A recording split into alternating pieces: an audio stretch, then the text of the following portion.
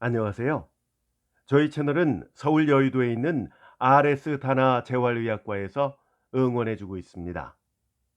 격려와 성원에 진심으로 감사드립니다. 그럼 지금부터 작품 만나보시죠. 길, 현경준. 벌써 사흘째다. 무슨 일로 결석을 하는지 이웃에 사는 녀석들과 물어도 모른다고 하며 집도 어느 모퉁인지 딱히 안다는 녀석이 없다. 시골 농촌과 달라서 한반에 다니는 동무라도 피차 서로 주소를 모르고 지내는 것쯤은 보통사라 하겠지만, 그러나 인규에게 한해서만은 그럴 리 없을 것 같다. 인규는 공부를 잘하고 동무 사이에 싸움 한번 하는 일이 없고 운동도 잘하고 게다가 급장이 아닌가. 누구든지 그에게 대해서만은 악의를 가지는 일 없고 서로 다퉈가며 친하게 지내려 애쓰는 반내의 인기자인데 어째서 그의 주소를 모를까? 근방에 사는 줄은 알지만 어느 모퉁이가 그의 골목이며 어떤 집이 그의 거주하는 집인지는 통이 모른다니. 그러면 이때까지 그가 반내의 인기자였다는 것은 전부가 자기의 잘못된 추측이었던가? 만약 그것이 자기의 잘못된 추측이었다면, 그러면 사흘 동안의 그의 결석에서 반내 동무들이 모두가 섭섭해하며 자꾸 외는 것은 무슨 까닭일까? 아무리 생각해 보아도 정확한 단정은 얻을 수가 없다. 영식은 다시 한번 빼칸이 들어찬 중대가리들의 얼굴들을 둘러본 다음 창밖을 내다보며 속으로 오늘은 방과 후 백사불고하고 인규의 가정 방문할 것을 궁리했다. 그러는데 하악 종소리가 울려온다. 바로 마지막 시간이라 중대가리들은 영식의 명령이 내리기가 바쁘게 도구들을 책보에다 걷어싸며 왁자지껄 떠들기 시작한다. 방내에는 이내 뽀얀히 먼지가 일기 시작한다. 옆방에서는 벌써 기립, 예 소리의 뒤를 이어 책상을 들어올리는 소리가 요란하게 인다. 한시 앞이 뿔뿔이 흩어져 가려고 초조해하는 녀석들을 교정에 정돈시켜 놓고 매일 되풀이하는 내일의 주의를 형식대로 판에 박은 듯이 일러준 다음 해산을 시키고 사무실로 돌아오니 무의식 중에 긴 한숨이 흘러나오며 늘어진 기지개가 켜진다. 시계를 쳐다보니 10분 전 4시다. 제각기 서로 떠들며 몰려드는 동료들의 얼굴에도 피곤한 빛깔이 역력히 드러나 보인다. 영식은 잠시 그 모양들을 바라보다가 자기의 자리에 가서 학적부를 펼쳐들고 인규의 주소를 조사했다. 번지까지 정확하게 적혀 있다. 수첩을 꺼내 적은 다음 그는 곧 교장에게 가서 사유를 말하고 총총히 책보를 싸가지고 방으로 나왔다. 바로 방과 한 뒤라 골목은 아이들의 물결로 터질 지경이다. 처처에서 번갈아 하는 인사소리들을 대강 귓등으로 받아 흘리며 큰 거리에 나서니 비로소 우리에서 풀려난 듯 가슴속이 후련해진다. 그는 걸음걸이도 가볍게 도로 위를 한참 가다가 다시 좁은 골목으로 접어들어 수첩에 적어놓은 모모구 인규의 주소를 찾기 시작했다. 지저분한 골목이다. 가끔씩 만주인의 마차가 덜컥거리며 지날 뿐 꽤 한적한 음침한 골목이다. 수첩에는 번지가 적혀 있지만 집집마다 문패는 바로 달려있질 않다. 언제나 아동들의 가정 방문 때면 반드시 느끼는 것이지만 만주는 문패가 바로 달려있지 않기 때문에 처음 방문할 때는 매우 곤란하다. 하는 수 없이 물어갈 수밖에. 그러나 몇 사람을 붙잡고 물어보아야 안다는 사람은 하나도 없다. 건너편 골목으로 들어서자니 그쪽은 전부가 술집판인지라 그런 골목일 것 같지는 않고 도로 서서 망설이는데 마침 우편 배달부가 지나간다. 다짜고짜로 지나가려는 것을 붙잡고 수첩을 들이대니 이상하게도 배달부는 영식의 아래 위를 수상스레 훑어보다가 저 건너편 막다른 골목에 배는 저 집인데 영춘옥이라고 간판이 붙은 저 집에 가보시오. 하고 퉁명스레 볼멘 소리로 가르쳐 준 뒤 제 갈 길을 가고 만다. 영식은 자기 귀를 의심하며 한동안이나 선자리에서 배달부의 뒤를 멍하니 바라보았다. 그러나 아무리 의심해 본댔자 영춘옥이라는 그 말은 두 귀에 또렷하니 남아있지 않은가? 몇 번을 주저거리며 망설이다가 결국 큰 맘을 먹고 문 앞에 다가섰으나 또다시 문제되는 건 주인을 찾을 그것이다. 술집에 와서 주인님 계십니까 하기도 쑥스럽고 그렇다고 색시를 부를 수도 없고 저 혼자 애꿎은 얼굴만 붉히는데 힐끗 내다본 색시 하나가 술 손님인 줄 알고 화닥닥 뛰어나오며 반긴다. 어서 오세요. 영식은 당황해서 얼굴을 바로 못 드는데 예, 안방 좀 치워라. 손님 오셨다. 하고 색시는 안쪽을 향해서 소리를 지른다. 어서 들어오세요. 네, 숫색시 모양으로 얼굴이 빨개지며 어rum거리는 영식의 그 모양에 색시는 쑥맥인 줄 알았는지 방치 웃어놓고 다짜고짜로 손목을 끌어당긴다. 영식은 등 뒤에서 수단 행인의 눈들이 쏘아보는 것 같아서 더 한층 얼굴을 붉히며 넋없이 방 안에 들어섰다. 아이, 손님도 얼굴을 다 붉히시고. 색시는 제법 목이라도 매달릴 듯이 바짝 코앞에 다가서며 책보를 받으려 한다. 이리 주세요. 아닙니다. 나는 술 먹으러 온 사람이 아니에요. 술 안 잡수시면 뭐하러 술집에 오셨어요? 아, 색시만 보러 오셨군. 이왕이면 뽕도 딸 겸 님도 볼 겸이라는데 색시도 보시고 술도 잡수셔야죠. 천만의 말씀 그만하시고요. 자, 술은 무슨 술을 가져올까요? 저 언니, 안방 얼른 좀 치워줘요. 수다스럽게 떠들어대는 색시의 모양에 영식은 덤덤히 서서 어쩔 바를 모르다가 겨우 옆으로 비켜서며 여보세요. 난 술 마시러 온 사람이 아니라 이 집에 볼 일이 좀 있어서 왔는데요. 하고 애걸하듯이 말했다. 색시는 그제야 웃음을 슬쩍 거두며 의아스레 쳐다본다. 무슨 일인데요? 이 집에 5학년에 다니는 인규라는 생도가 있죠? 네? 학생이요? 네, 그렇습니다. 난 그 애의 반담임입니다. 색시는 한동안이나 영식의 아래 위를 살피다가 무색한 듯이 슬그머니 물러서며 언니, 학교 선생님이 오셨어요. 하고는 훌쩍 다음 칸으로 나가버린다. 뒤이어 살며시 고개를 기울이며 들어서는 여자는 나간 여자보다 서너 살은 위인 듯 보인다. 그러나 활짝 핀 모란 꽃처럼 시원스럽고도 탐스러운 얼굴이다. 영식은 얼굴이 화끈 달아가며 가슴속이 두근거려 얼른 입을 열지 못했다. 여자는 조심스럽게 나직한 목소리로 학교 선생님이세요? 하고 치맛꼬리를 여미며 날씬한 허리를 살짝 굽힌다. 네, 저 인규의 담임인데요. 요즘 인규가 사흘째나 결석을 하길래 무슨 까닭인지 알아보려고 왔어요. 미안합니다. 하고 여자는 나직히 한숨을 짓는다. 어디 무슨 병에 걸린 건 아니죠? 여자는 다시 한번 나직히 한숨 지은 뒤 조용히 고개를 쳐들며 네, 아프지는 않아요. 하고는 이내 눈물이 글썽해서 외면한다. 아니 그런데 왜 학교에 안 옵니까? 지금 있나요? 없어요. 없다니요? 어디 갔나요? 네, 갔어요. 어디로 갔는데요? 여자는 아무 말도 없이 한동안 고개를 숙이고 있다가 비로소 깨달은 듯이 좀 앉으시죠. 하고 다음 방으로 건너가더니 방석을 가지고 들어와서 권한다. 저 괜찮습니다.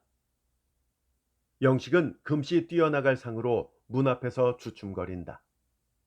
잠깐만 앉으세요. 일부러 오셨는데 자세한 말씀 드릴게요. 하고 간곡히 권하는 바람에 영식은 하는 수 없이 자리에 앉았다. 그러나 밖에서 누가 엿보는 것 같아서 심중은 불안하기 짝이 없다. 여자는 영식의 맞은편에 사뭇 모로 비켜 앉으며 이렇게 일부러 찾아오시게 해서 죄송합니다. 진작에 벌써 알려드려야 됐을 것을.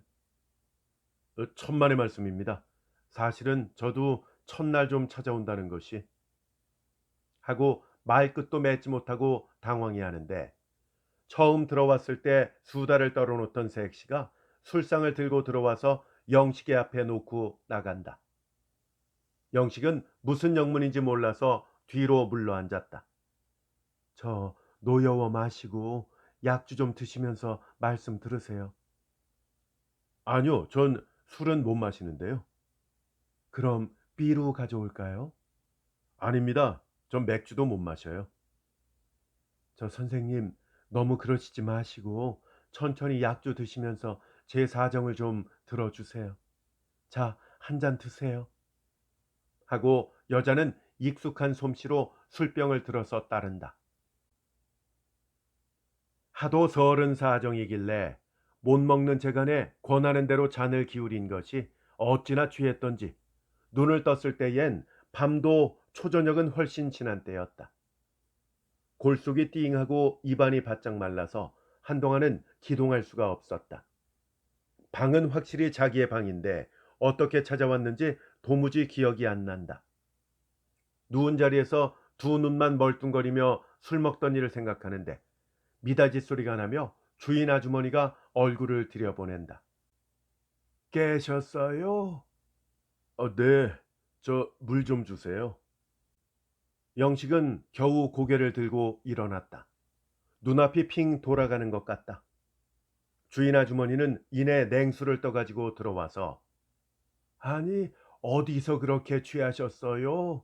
한 잔도 못 하시던 어른이 하고 빙긋이 웃는다. 저 몹시 취했습니까? 몹시 취하신 게 다 뭡니까? 선생님 취하신 걸 처음 봐서 그런지 그렇게 취하시고도 집을 찾아오신 것이 용치요. 영식은 냉수 한 그릇을 다 들이켜고 나서 도무지 찾아온 기억이 안 나요. 난리가 있나요? 그렇게 취하시고야. 저 진지 가져오리까? 저녁을 안 먹었던가요? 아, 저녁이다 뭐예요? 문턱을 요행이 넘었는데요. 영식은 어색하게 웃었다. 주인 아주머니는 밥상을 차리러 부엌으로 나갔다. 영식은 골머리가 지끈거려 다시 들어 누웠다가 책보를 깜짝 생각하고 벌떡 일어나서 우선 책상 위부터 살핀 뒤 방 내를 둘러보았지만 통이 보이지 않는다. 저 아주머니, 나 어제 올 때 뭐 가지고 온 거 없었나요? 없던데요. 뭐 책보 같은 것 없었어요? 아유 참 책보가 다 뭐예요. 아주 녹초가 돼서 왔던데. 영식은 하는 수 없이 도로 누워버렸다. 별로 아까울 것은 없지만 책자들과 교수안들이 들어있고 더구나 교수안에는 자기의 이름까지 적혀있기 때문에 누구든지 찾으면 학교로 보내주겠지만 그러나 술에 취해서 잃었다는 것은 아무리 호의로 해석한데도 불미스러운 일이다. 혹시 술집에다가 그냥 팽개치고 왔다면 별 문제지만 그러나 그럴 리는 도저히 없을 것 같다.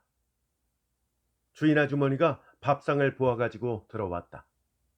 아니 책보를 어떻게 하셨길래요? 글쎄요. 아마 길에서 잃어버린 것 같아요. 아유 선생님 큰일 나셨네. 책보를 다 잃어버리시고. 주인 아주머니는 놀려대며 빙글거린다. 영식도 하는 수 없이 웃어버렸다. 그 이튿날 아침이다. 아직도 선명치 못한 머리를 억지로 쳐들고 겨우 일어난 영식은 세수도 겨우 하고 대강 입맛 없는 밥상을 물린 다음 문 앞에 나서려는데 마침 행길 쪽에서 이쪽을 향해 가까이 오며 반가운 표정으로 고개를 숙이는 여자가 있다. 영식은 대번에 어저께 인규를 찾아갔다가 만난 그 여자인 줄 알고 계면적인 표정을 지으며 고개를 숙였다. 그리고 한쪽 옆에 낀 것을 보니 틀림없는 자기의 책보다. 어제 저녁에 너무 취하신 듯해서 맡아두었었어요. 하고 여자는 먼저 변명하듯이 말하고 나서야 저 괜히 약주를 많이 권해드려서 죄송합니다. 하고 인사를 한다. 아이고, 천만에요. 너무 실례해서 대할 낯이 없습니다. 영식은 얼굴을 발갛게 물들이며 진정으로 부끄러워했다. 아니에요. 제가 되려 실례했습니다. 여자의 얼굴도 이상하게 붉어진다. 둘은 잠시 말없이 서서 어쩔 줄을 몰라 망설이다가 여자 편에서 먼저 그럼 시간이 바쁘실 텐데 전 먼저 실례하겠습니다. 하고 사뿐 허리를 굽힌다. 고맙습니다. 그럼 안녕히 다녀가십시오. 하고 여자의 뒤에 따라 나서는데 부엌문을 열고 주인 아주머니가 싱긋 뜻있는 듯한 웃음을 웃어 보인다. 영식은 얼른 고개를 돌려버렸다. 진종일 흐릿허분한 기분으로 어지럽게 지낸 뒤 시간이 끝나자 영식은 이내 하숙으로 돌아왔다. 주인 아주머니가 연방 놀리는 것도 구미에 당기지 않아서 그는 도구를 갖추어 들고 목욕탕으로 갔다. 뜨거운 물속에 몸을 잠그니 비로소 전신이 풀리는 것 같고 동시에 두 눈이 조용히 감긴다. 곁에서 철렁거리는 물소리가 어쩐지 먼 곳에서 철렁거리는 애들의 물장구 소리로 정겹게 들려오며 고향 시절에 어렸을 때가 머릿속에 되살아난다.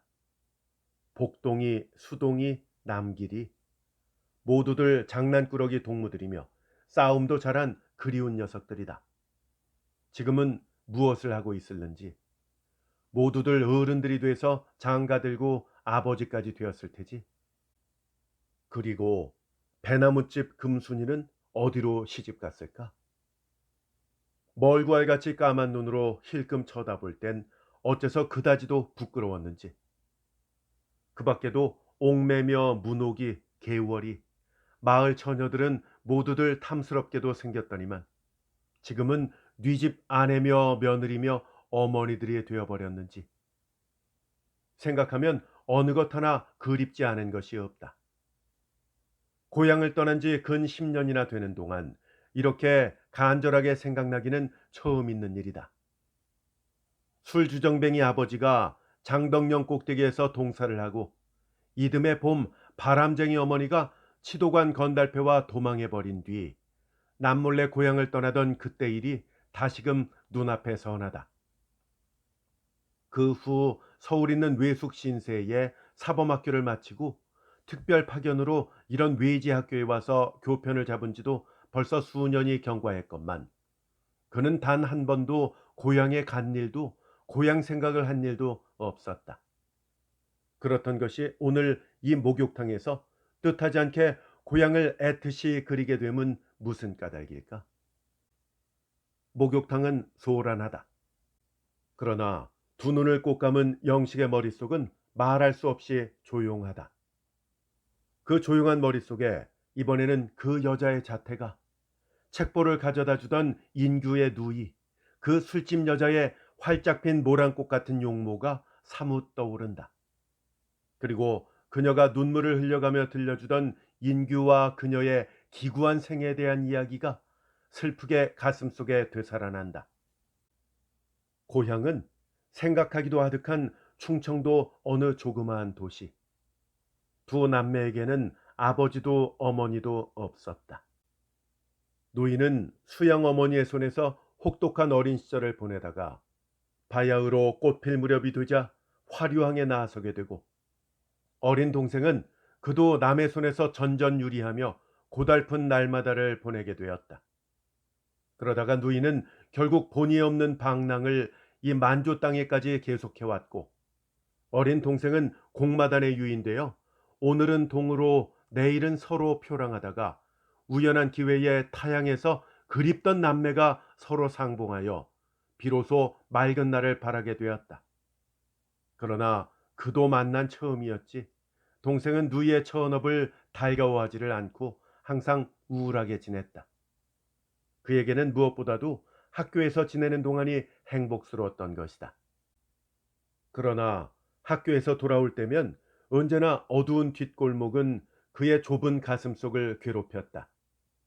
언제 한번 동무들을 버젓이 데리고 자기의 집에 찾아들지를 못하고 그늘로만 헤매었다. 그것을 잘 알고 있는 누이는 온갖 애를 다 태우며 위로했지만 그러나 어린 것의 마음은 조금도 가셔지지를 않았다. 누이는 생각다 못해서 담임 선생이나 찾아보고 호소하려고 몇 번이나 두고 별로 오다가 결국은 동생을 잃고 말았다. 동생은 출타한 지 이틀 만에 누이에게 간단한 엽서를 보냈다.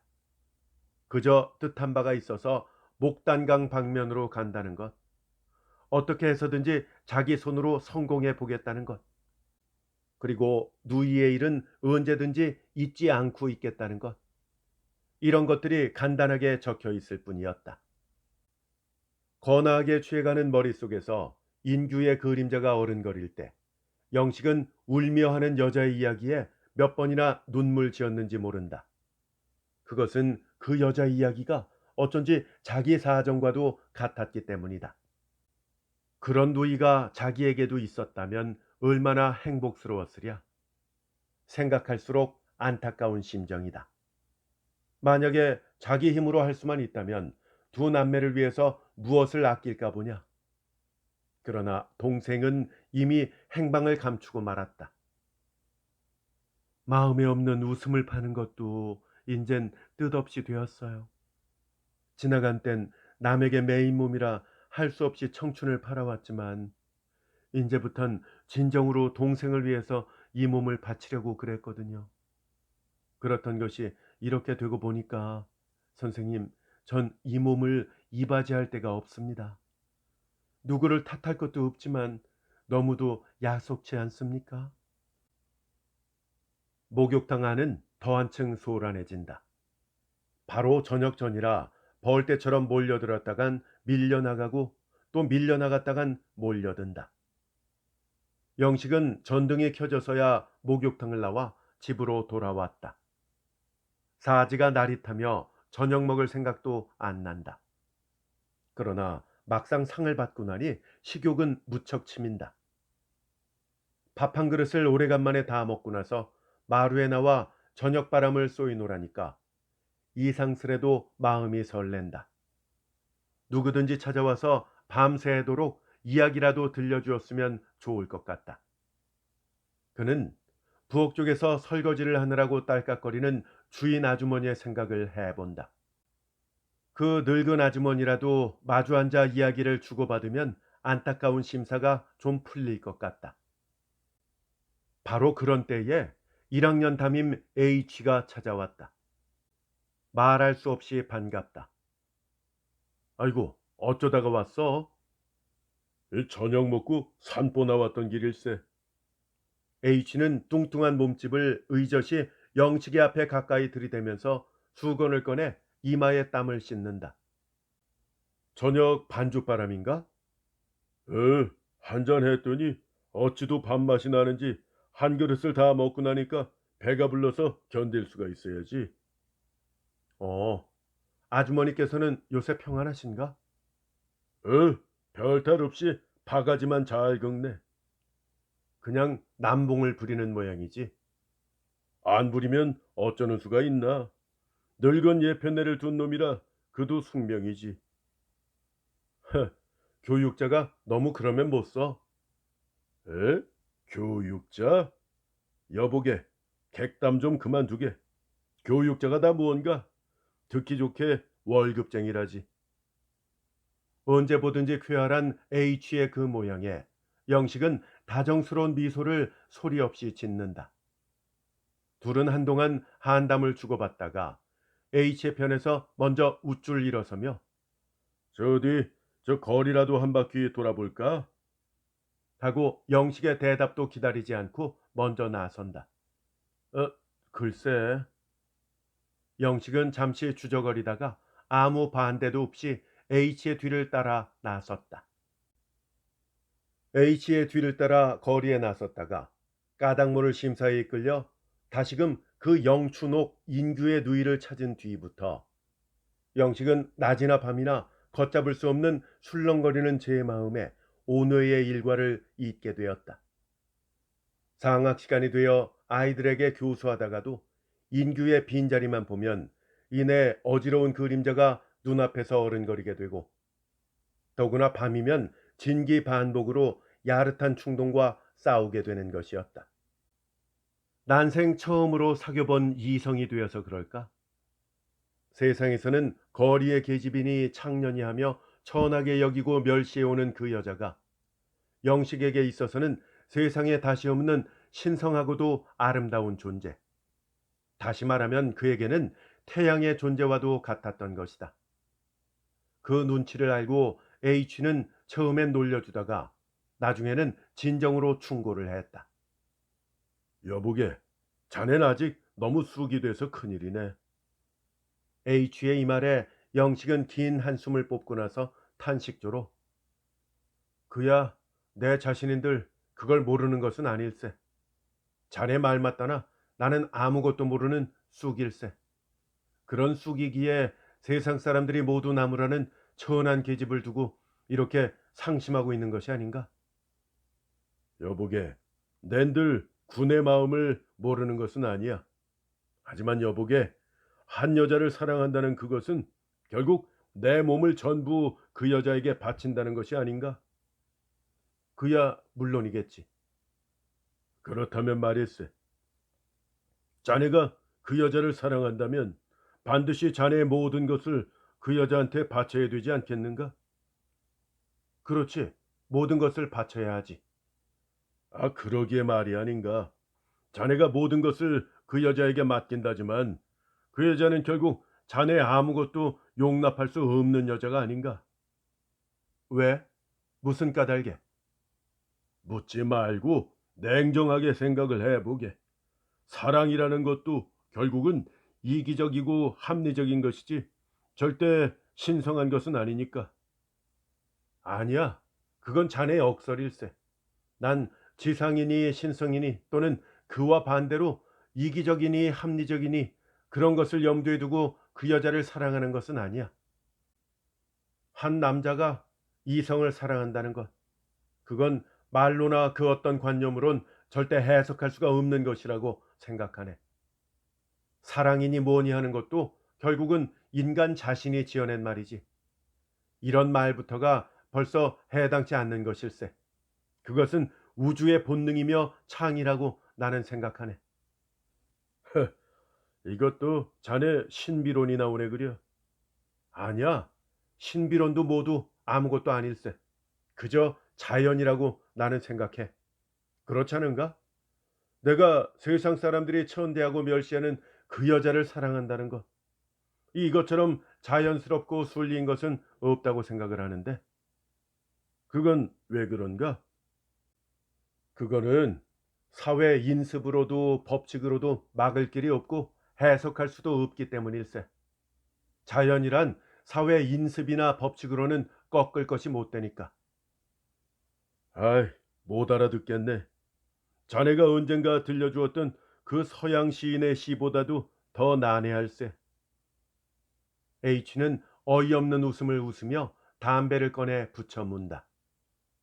사실 영식은 자기 자신도 난해라고, 아니 수수께끼와도 같은 일이라고 생각지 않을 수가 없었다. 자기가 그 여자를 사모하게 된 거기에는 진정코 그 어떤 복잡스러운 야망이라든지 또는 방종한 기분은 조금도 없었다. 자기의 말 맞다나 거기에는 아무런 이기적이니 합리적이니 하는 그런 것은 털끝만큼도 없었던 것이다. 그저 그리운 마음, 존경하는 마음, 동정하는 마음, 사랑하는 마음, 조금도 거짓없는 진정이었다. 그 여자 앞에 있어서는 교육자라는 것도 인습이란 것도 사회란 것도 모두 다 소용없는 헛껍데기들이었다. 이런 것을 알고 그 여자의 편에서도 영식에 대한 마음이 날로 뜨거워 올랐다. 많은 그녀는 그와 동시에 영식이처럼 이성을 잃지는 않았다. 그녀는 자기가 어떤 처지에 놓여 있고 영식이와는 모든 것이 조금도 어울리지 않는다는 것을 잘 알고 있었다. 그러나 그러면서도 그 어떤 강한 인력으로 말미암아 점점 끌려짐을 그녀는 어찌할 수가 없었다. 선생님, 오늘 밤뿐이에요. 내일부턴 오시면 안 돼요. 이렇게 만나는 것도 오늘 밤이 마지막이에요. 그럼 춘옥 씨는 내가 이렇게 찾아오는 것이 성가시고 미운가요? 선생님, 불러놓고는 한동안이나 안타까운 표정으로 원망스레 빤히 쳐다보다가 여자는 그만 두 손으로 얼굴을 가려버린다. 선생님은 귀하신 몸, 나는 천한 계집, 술파는 더러운 몸입니다. 목매어 흐느끼며 가까스로 외는 이 말에 영식은 그만 여자의 팔을 와락 끌어낚으며 춘옥 씨, 왜 그런 어리석은 소리만 하고 있어요?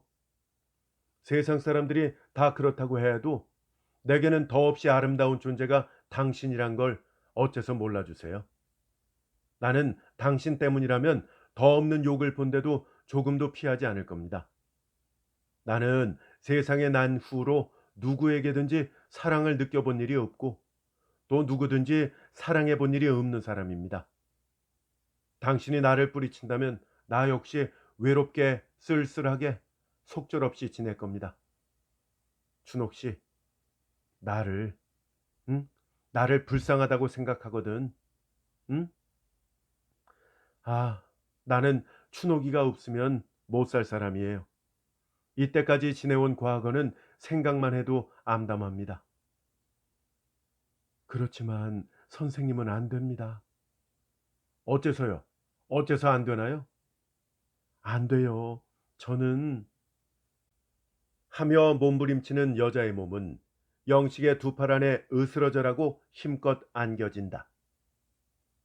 밤은 벌써 3시도 지나서 거리는 고달픈 꿈속에 깊이 잠들었다. 이러한 일과가 날마다 계속됨을 따라 둘의 사이는 점점 끊지 못하게 되었고 그러면 그럴수록 둘의 고민은 더욱 깊어갔다. 더구나 영식의 고민을 한층 더하게 해준 것은 직책상의 문제였다. 그렇지 않아도 이때까지 몇 해를 내려오는 동안 그는 교육가와 자기의 문제에 대해서 여러 가지로 회의를 품어왔고 때로는 환멸을 느껴왔지만 춘옥이와 관계를 맺은 뒤부터는 완연 사상이 달라졌다. 모든 것이 모방이고 인습적이고 고정적이고 창의가 없고 부자유한 고루한 비진실적인 것 같은 교육자들의 생활에 염증이 생기게 되었다. 그들의 생활에는 진실이란 것은 조금도 없는 것 같았다. 수신 시간에 윤리를 논하고 도덕을 논하는 그들의 등 뒤에서 어른거리는 그림자는 그 얼마나 어지러운 것들인가.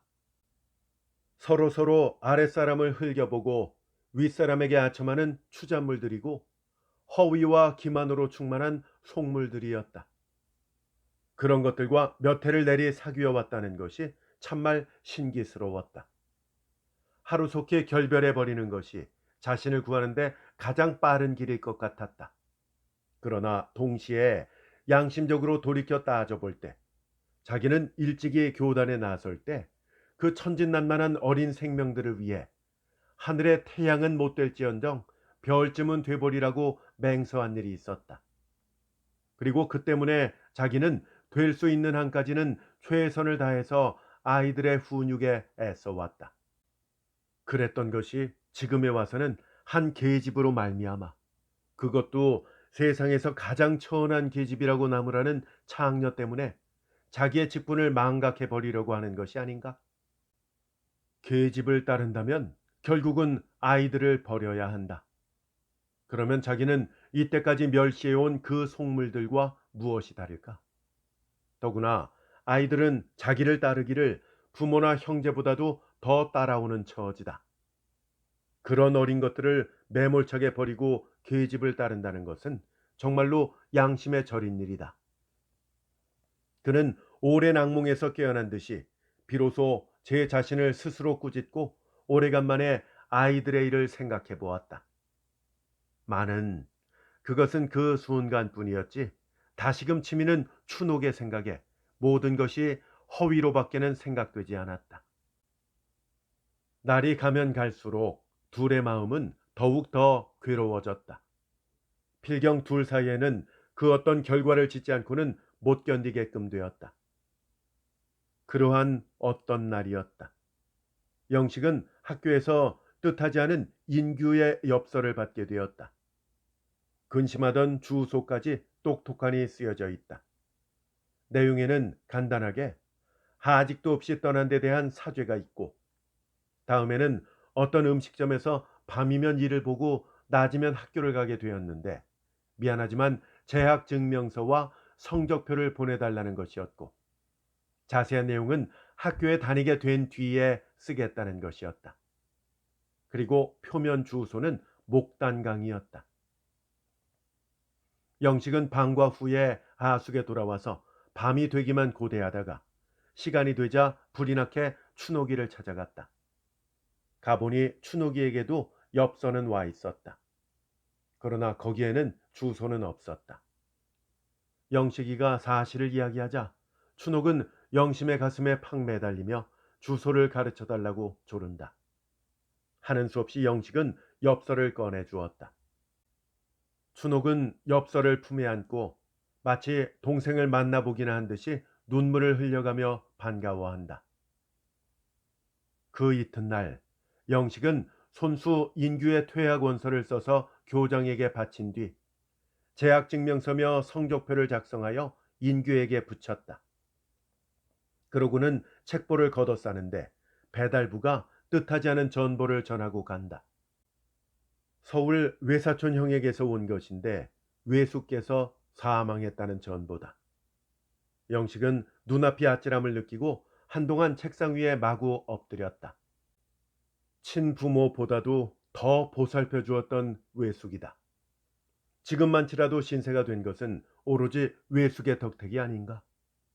그러한 외숙을 생전시에 다시 뵙지 못하고 말았다니 새삼스럽게 자신이 서럽고 원망스러웠다.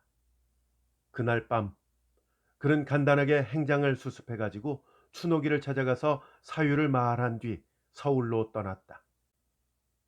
며칠 뒤 외숙의 장례가 끝난 다음에 영식은 학교 일도 일이려니와 춘옥의 일로 해서 외사촌네가 굳이 말리는 것도 뿌리치고 돌아왔다.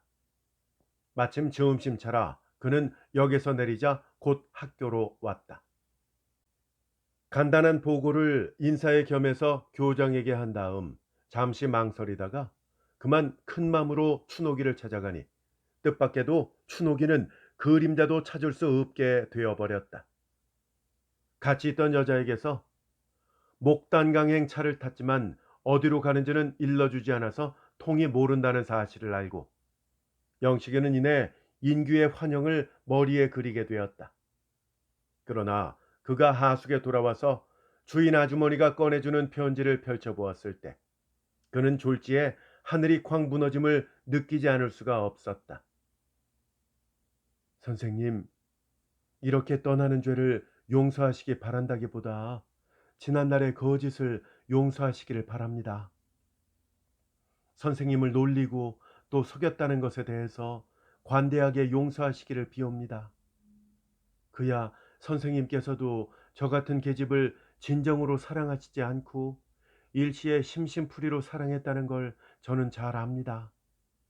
하지만 제 편에선 선생님보다 더 거짓이었다는 데는 선생님께서 좀 노여우실 것입니다만, 그러나 때가 흐르면 모든 것은 잊혀지는 법입니다. 저는 뜻한 바가 있어서 좀 더 경기가 좋은 곳을 찾아갑니다. 사랑이니 무언이 하는 것보다도 돈을 벌어야지요. 선생님은 수많은 어린 것들의 교육에 자기 몸을 바치셨지만 저는 저 한 몸의 안위를 위해서 돈을 벌어야겠어요. 행방은 감옥사 방면으로 정했습니다. 그럼 이만하고 그쳐요. 내내 안녕히 계십시오. 춘옥 올림. 이런 편지 내용이었다. 밤새도록 생각해 보아야 도무지 진정할 수가 없고 믿을 수가 없는 일이다. 모든 것이 춘옥의 가정인 것이 아니라 진정으로 생각되었다. 결국은 자기를 위함에서 빚어진 한 비극이다. 그렇다. 사랑하기 때문에 춘옥은 자기를 버리고 떠난 것이다. 그는 날이 밝기를 고대해서 시간이 되자 조금도 주저치 않고 교장 관사를 방문한 다음 사정이 있어서 사직하겠다는 사실을 고백했다. 그러고는 학교에 나와서 이내 사직원을 써서 제출했다. 동료들은 여러 가지로 궁금한 듯이 캐어 물었지만 H만은 벌써 모든 것을 죄다 알아채고 슬픈 빛을 띠고 바라볼 뿐이었다. 그날 밤 목단강행 야행차로 영식은 몇 해 동안 정을 들여온 모든 것에게 하직을 고했다. 전속 나온 사람은 주인 아주머니와 H뿐이었다. H는 연방 담배만 태우며 떠나는 벗을 위해 위로와 격려의 말을 아끼지 않는다. 뒷일은 걱정 말고 그리 가면 우선 내가 일러주었던 그 사람을 찾아. 유력한 사람이야. 나와는 젖을 나눠 먹은 처지니까 더 말할 필요도 없는 벗이다.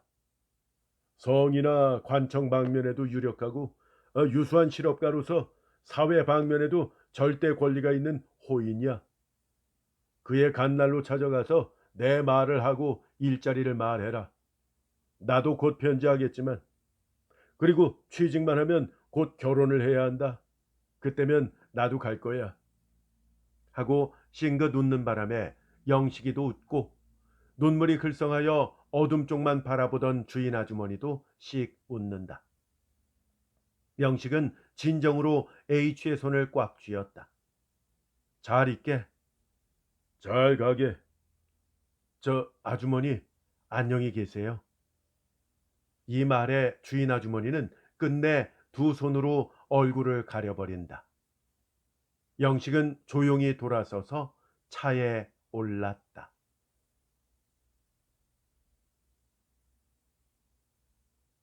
현경준 작가의 단편소설 길이었습니다. 함께 해주셔서 감사합니다. 안녕히 계세요.